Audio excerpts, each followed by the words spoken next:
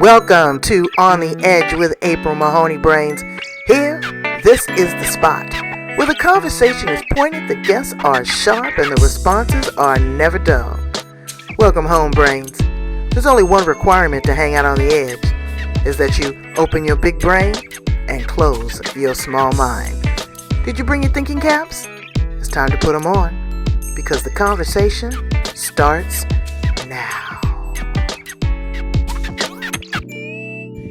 The fact that you are here with me on the edge, Brains, look who I have here. Okay, this is Maria McGrath. She's from Australia. I'm telling you, it's happening down there in Australia. I just renewed my passport. I'm coming, ladies. I'm coming. Okay. Beautiful. And she's going to talk to us about a lot of stuff. But you know, Brains, usually I have a lot of notes on my guests. This one I don't. So this is going to be a true discovery conversation, and I love it. I went back and I saw some of her videos, and she had the most gracious meltdown. But they were happy tears, and I don't know what those were. So she's going to share that with us, and she's also going to share with us another healing modality called Creatrix. Now, I am getting all of these amazing women coming on the show as guests, but I want to know how it touches each one of them and what is their secret sauce for success when working with clients. Because we can all eat this from a smorgasbord, but we all have something different on our plate. So it's the delivery, it's the connectivity, it's the why behind, it's the reason and the nuggets that she's going to drop into us so that we can move forward. So I'm so happy to have you here, and you are always so colorful. I love it, as you can see. So welcome to On the Edge, Maria. Welcome, welcome, welcome. Thank you. I'm so excited to be here and to be chatting with you today. Now, this is not something that I've heard here in the United States, and I'm sure because I know that you guys have a global reach, and you're working with a lot of coaches, but I really want to open this up to you, Brains, here in the U.S. so that we can get it together because, you know, we're still thawing out from COVID. So tell us a little bit about and educate me on your story and how you found Creatrix. Okay, so I guess going back and looking back, you know, I was struggling for a long time, decades really, with this really, really deep sadness and loneliness, feeling like I didn't fit in, feeling like I wasn't good enough. And for a long time, I didn't realise that it could have been depression, that's what, you know, going back 20 years, it really wasn't talked about. It wasn't something that I'd heard about. Looking back with 2020, that's probably where I was, struggling with depression from probably the age of 14, 15, 16, and then it come and went throughout you know, the decades that went from there. But coming into my 30s, I was still single. I didn't have children, which was the biggest thing that I wanted in my entire life. I didn't really care about a career. I worked, but my goal was to get married and have children. And when that wasn't happening, I was really, really sad. And I got sadder and sadder and sadder. I was pushing people away because I didn't feel like I was good enough. I wasn't worthy. There was something wrong with me. I must be broken in some way. All this noise that was in my head, and I couldn't understand it. I didn't know where it had come from. I didn't know why it was there. I didn't know why I couldn't get past it, couldn't move on from it. But I did come to the realization that I had to heal myself. If I was going to feel better, I had to get out there and try different things, and I had to work on. So I did a lot of things, and I went to gurus and I read books and went to therapies and all sorts of different things, but nothing really shifted. Nothing really made me feel better, you know. And so I kept on trying. I kept on, you know, I got to a point where I really didn't want to be here anymore. I was really struggling. And that, I think, was the video that you might have seen when I was crying. Your nephew had to use the bathroom. Yeah. Out of it, so that was a good thing. But it was 9 years ago, last week, it was 9 years ago that I actually found this process called Creatrix, this method. And the thing that really clenched me that it was for the female mind. It was going to heal our female stuff, you know, because we're so very, very different to the males. We have so much more emotion, we have so much more hormones, and they're so closely connected, you know. When our hormones are fluctuating, we feel the emotions so much more, and we hold them so much deeper. We're connected to our mother and our grandmother and our great-great-grandmothers through that bloodline a lot deeper. So it was this female mind method that, okay, all right, I'll try that because nothing else has sort of worked. So it was 9 years ago that I went and I had a 3-day retreat and tried Creatrix for the very first time. And it was like a light flick, a switch was just flicked back on. You know, this method was so deep that it cleared that deep sadness that I had that was stopping me from living. I was just existing. I was breathing. I was crying most of the time, you know, curled up in a ball, and had pushed most people away. They didn't want to come near me because I was so toxic. My energy was toxic. You know, I was so sad, and because of that, I think there was envy and jealousy and resentment for everybody else who had this wonderful life that I didn't, you know. Yeah, emotions, they just seem to layer and layer and layer and layer, you know, everything comes up.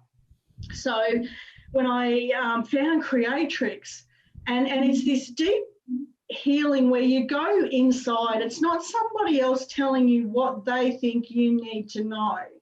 It's tapping into, through story, your own inner wisdom. You know what you need to know to change that perception, to change the belief, to change the values, to change everything within.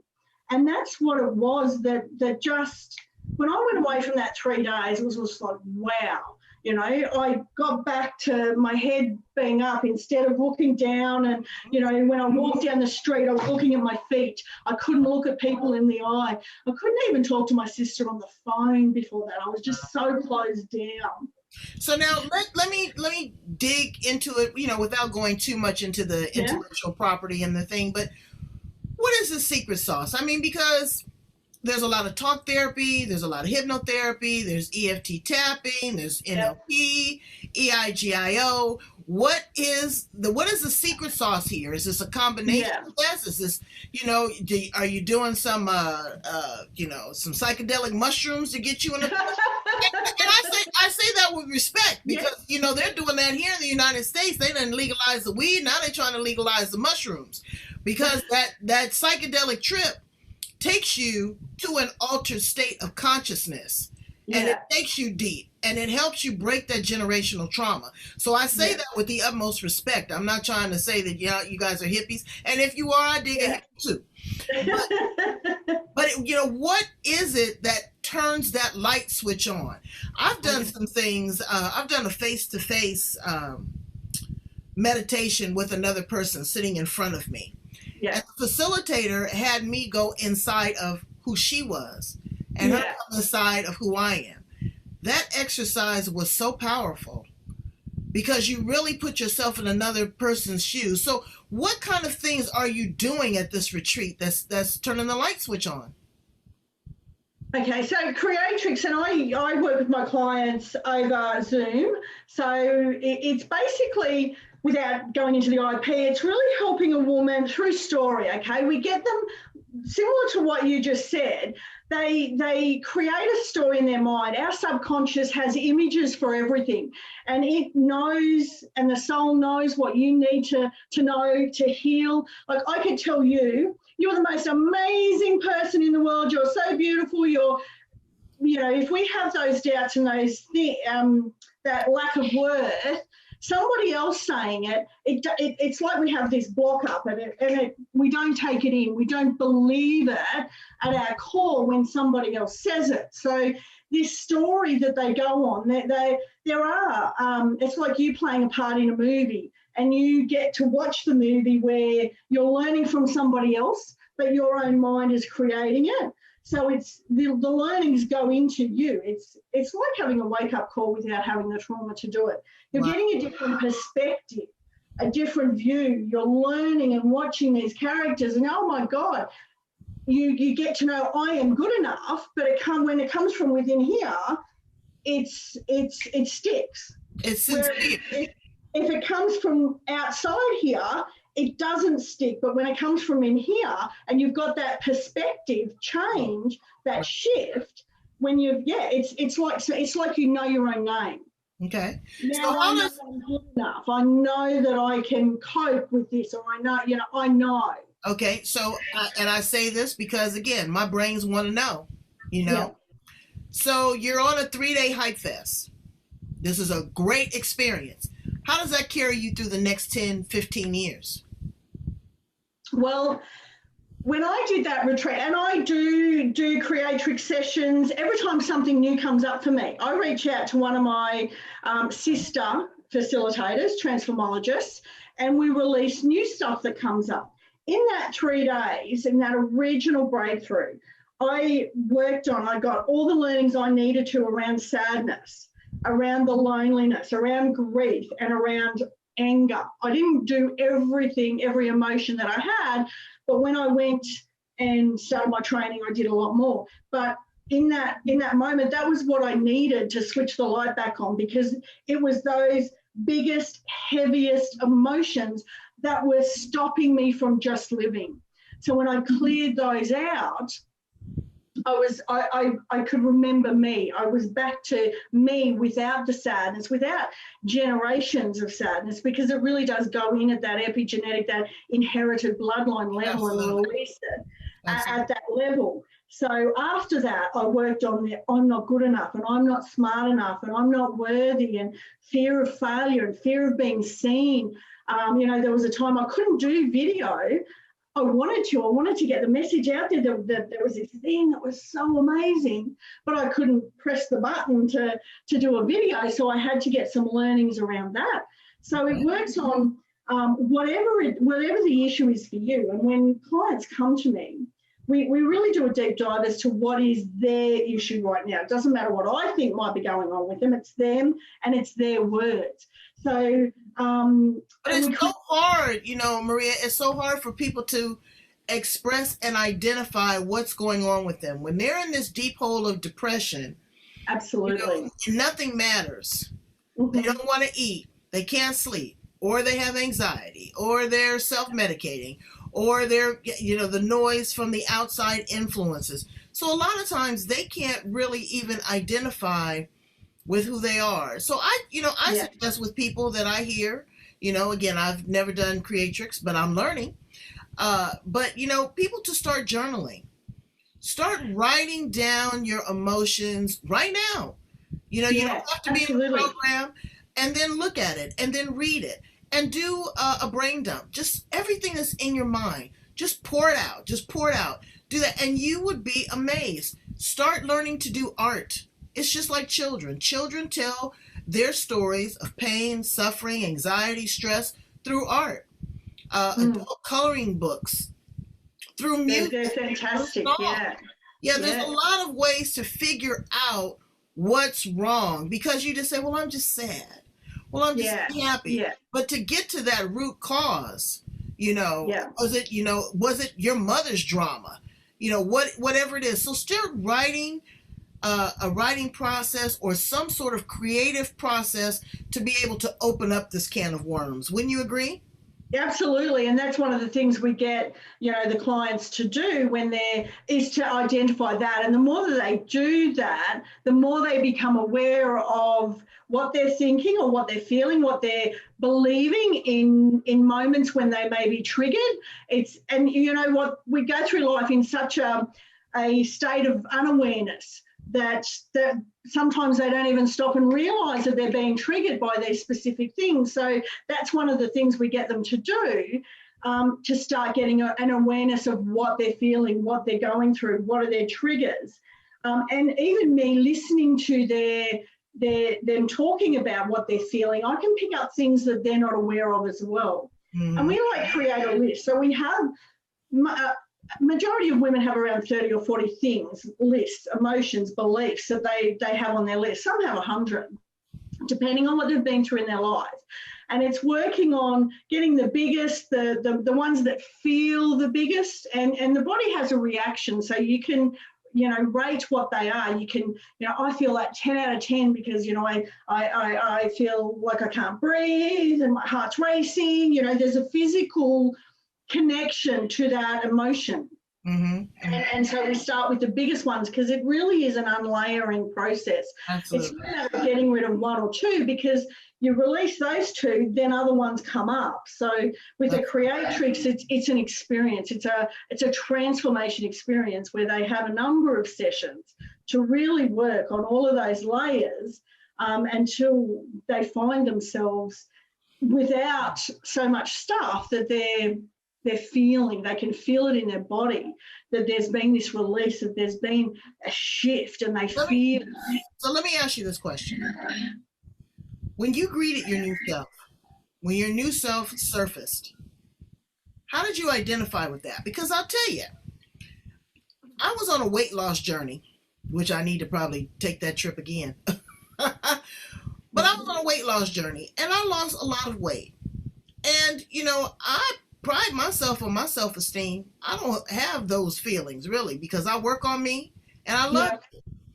Yeah. When I looked at myself in the mirror, I was a different person.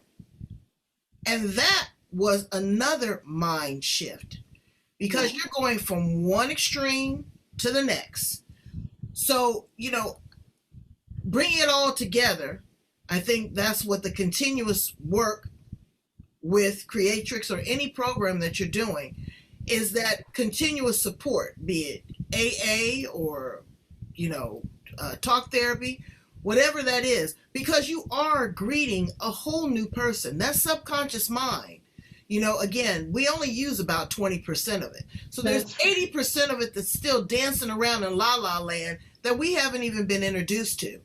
And when you're introduced to that, there's a settling and an adjustment. Wouldn't you agree?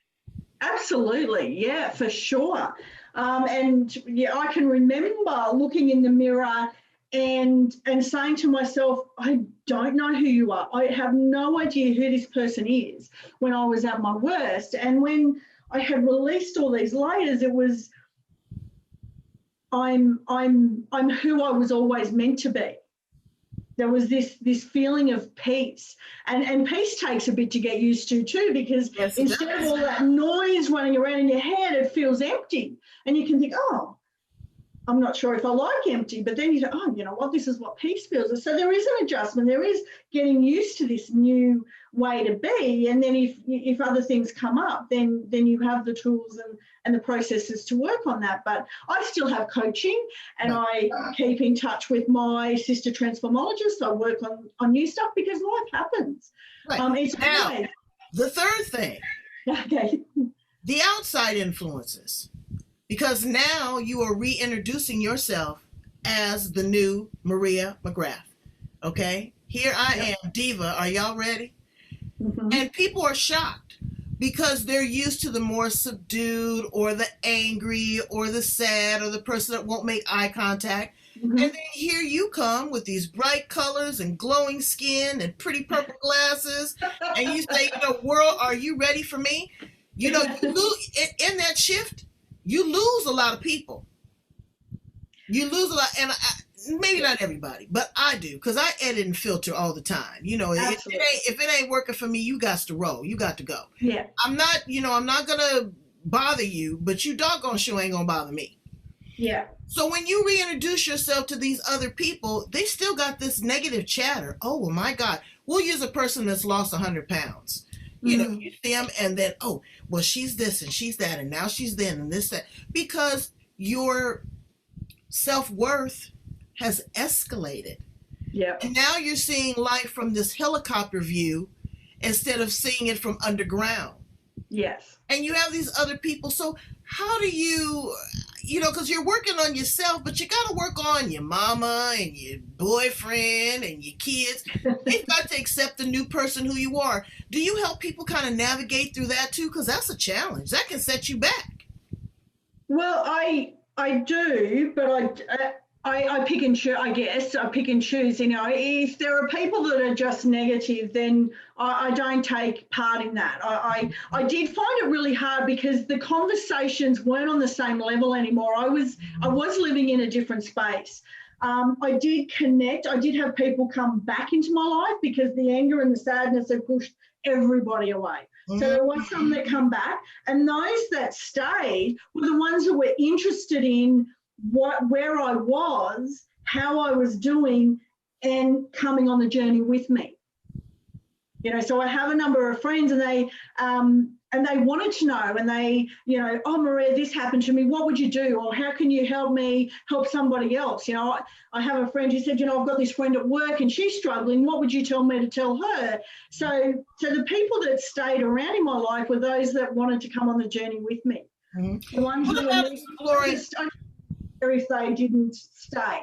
I was in a place where my love and my self-worth and my confidence allowed me to be, and if anyone didn't like it, then I didn't care if they went their own separate way. Yeah, because they weren't in your best interest. Yes. What did you find about your feminine energy, your sexuality? And I say that because, you know, everybody's into it now. They're doing these vaginal steamings and all that. We are connecting with our womb. Absolutely. We are connecting with Mother Earth. This is the age of Aquarius. It is a much gentler time. It is the female energy is risen. But did you find that you had more swagger? Were you sexier? Did you love yourself more? Did you find an internal intimacy through all of this as well? Absolutely. I think I had no self-love before. I had no kind of faith in, or I was just living in self-doubt in every area, and in relationships and in, you know, sexual relations. It was all, I didn't trust myself, and I didn't think I was good enough, and I was afraid of disappointing. And, you know, when you clear all that crap, you just are, and you just be, and you're in the moment, and you allow yourself, your physical body and your emotional state to just flow and be. So it changes everything. And there have been a lot of women who say, oh my God, the sex life is so much better because it's an awakening. I'm not good enough. Or what if I'm not, you know, what if I'm not good enough? What if he's not enjoying it? Or what if? Right. When that's gone, you're just in your body. So it's a completely different way to be. Well, that's beautiful. So now let's play a round of quick questions, because I love to do this. I'm going to throw out some words. You tell me the first thing that comes to your mind. Okay. Food. Yum. Power. Passion. Duty. No. Responsibility. Me. Joy. Happiness. Sacrifice. No, I don't do that either. Okay. No. Okay. So you don't sacrifice? No. Okay. Dance. Movement. Empowered. Pain.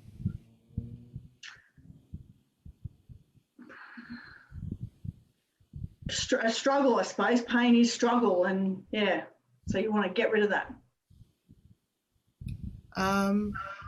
What would you tell a 65-year-old Maria McGrath?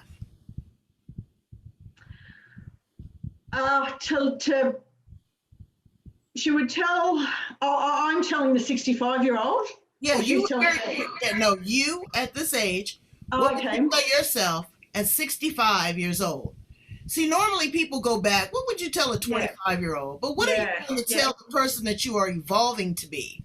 What would you say to a 65-year-old? I would tell her to keep loving, keep living, keep enjoying her life. She's got another 20 years to go, at least. And what are 3 things that you can't you can absolutely cannot live without? Family, chocolate, Always. connection with the like-minded people. That's what feeds my soul, that connection.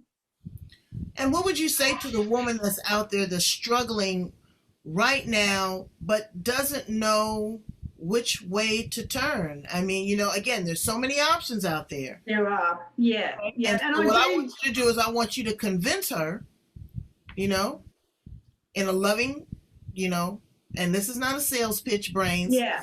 Because this is deeper than sales. You can't buy this. Okay. You can't buy that deep knowing within that you are just the way that you're meant to be, that you are worthy and you are loved by you first. So I would say stop. If you're wearing that mask, if you're putting on that armor when you're pretending every day to be or feel something that you're not, that this tapping into yourself, knowing yourself fully, getting back to knowing your femaleness. We live in such a world where everything's male-brained, really. Everything, education and personal development, and a lot of the therapies, they're working on the male brain, so they really don't tap into our feminine. And that's where we need to get back to. That is where we're going to find our power. And by power, I mean our knowing that we're worthy and we're good enough and we're loved and we are capable of whatever it is we set our mind to. And that's what I love giving women. Yeah. And I think that's powerful. Yeah. So you have some current programs and offerings. Tell me a little bit about what you're doing right now. Yeah, look, I just created a new name for a Courageously Confident Woman. It's an 8-week program. We're working with the Creatrix, the revolutionary Creatrix method, which is helping women to first recognise, come into awareness of what all those emotions are, what are the deeply rooted things that are holding them stuck, holding them in pain or struggle.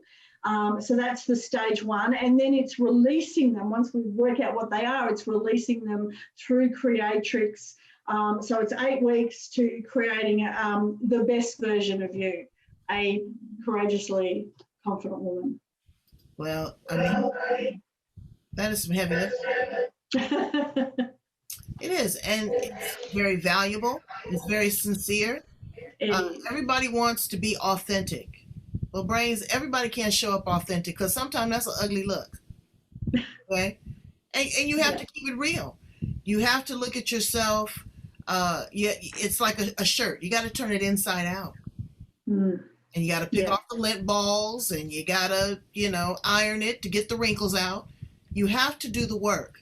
Yeah, there are great people, right. There are great people like Maria that are out there that have walked the walk and talked the talk and are willing to help you pull back the layers and share with you their own experience of those dark days and what that felt like. There is someone that you can connect with. And I really am hoping that there are programs like this for men as well. Because I'm going to tell you, men they got it rough right now. They're being emasculated. And when they do that, then it causes a problem because women are so strong, but we need to coexist. And I'm hoping that there is going to be programs that are going to work with men because they don't express themselves. See, women are quick to cry on camera and look cute, tell their story, get on podcasts like this and go deep, talk about their feminine energy. But men are taught to suppress that, keep the lid on it. You got to be masculine. You got to be hard. You can't cry. And what that does is it creates a disharmony. Yeah. And then it's combustion. And I've been married 37 years. And I need to lean on my man. But I need him to understand where I am. That's so important. And these relationships are so intense now, especially after COVID. People have been confined with one another. They've really seen and they really know who this person is. Again, the self-medication with drugs and alcohol. It's a lot going on. A lot of people with mental health challenges were suppressed. They weren't able to get to their support groups. So I am so glad that you are doing the work that you are doing and your team, because these women just seem like they are just lotus flowers, and they're blooming and blossoming, and they're going all around the world. Don't you have a motto?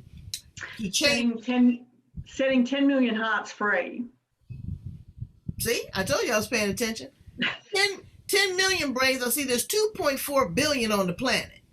All they're asking for is 10 million. Yeah. And each one can teach one. Yes. All over the world.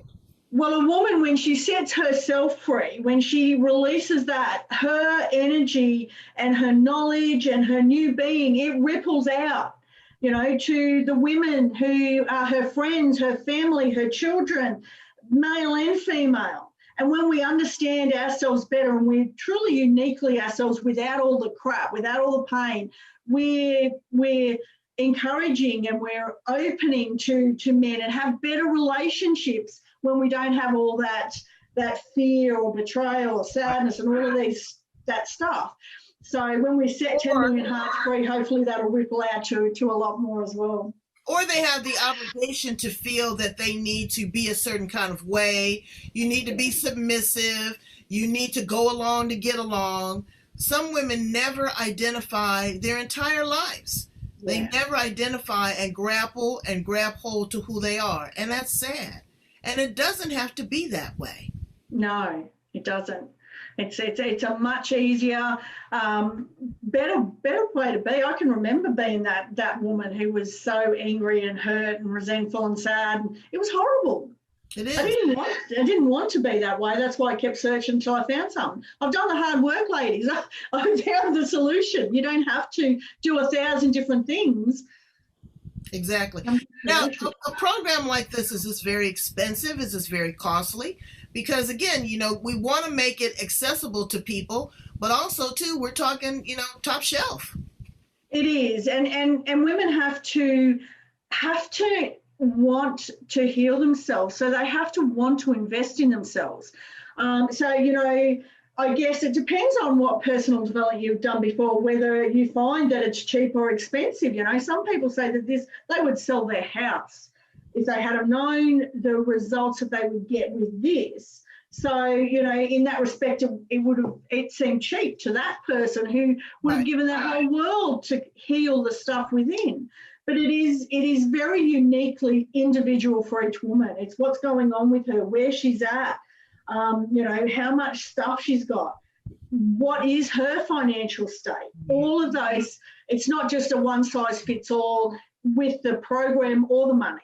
Okay, but money is energy, and so it needs to be moved, and so people need to invest in themselves. You're absolutely right.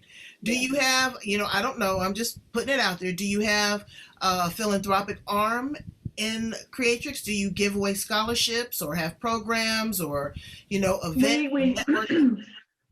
Yeah, absolutely. We do. And each woman, who's a transformologist usually chooses, even though we have a scholarship, we can, create that price for that individual woman. We also give back a percentage of the price that a woman pays us to a female charity, whether it's a charity that works with sexual abuse, or whether it's homeless women, or whether it's battered women or something like that. We donate something back to, we have, 250, 300 transformologists, and each one of us does that with each client that we have. We give back to the community. That's very near and dear to my heart, is that we are reciprocal. It's not just about give. It's, it's about give and take. And so that's very important. And those are the kind of organizations and those are the kind of groups and leaders that I want to support on my platform, because they've been there, they've done that, and they want to open the door and create a pathway for someone else that is struggling, because each one teaches one. Yes. So before we conclude, give me one success story, one that just resonates in your heart with one of the clients that you've had. Oh, there's been so many. I had one just recently who we did, I'm not worthy of receiving. Now, it was just recently. I'm not worthy of receiving love. I'm not worthy of receiving money. I'm not worthy of receiving anything. Okay. It was holding her back in her personal life, in her business life. It's, I could go on with a lot of other deeper ones, but this one just resonated because she was an energy healer herself, and she'd been working through this, but trying to get rid of this I'm not worthy for so long. And it's something a lot of women have. And, we close our eyes and go through the story, and she gets her wisdom, her own learnings are coming through.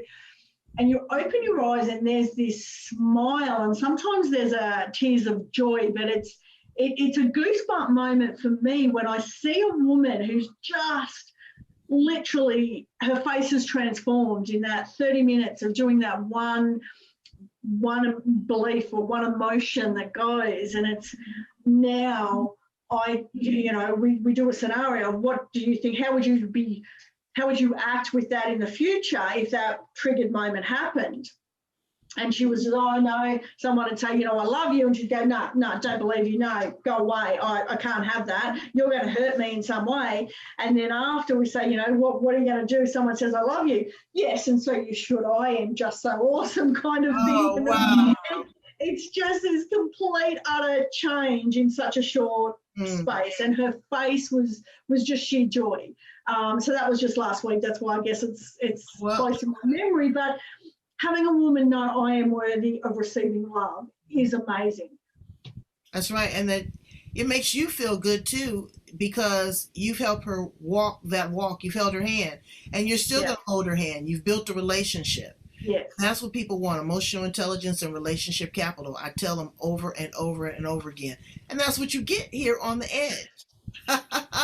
This is the place where the conversation is pointed, the guests are sharp, and the responses are never dull. And Maria, you have been such a gift, and I'm so glad that you are there. Brains, I need you to reach out. She's got an 8-week program. I'm going to put all the information down at the bottom.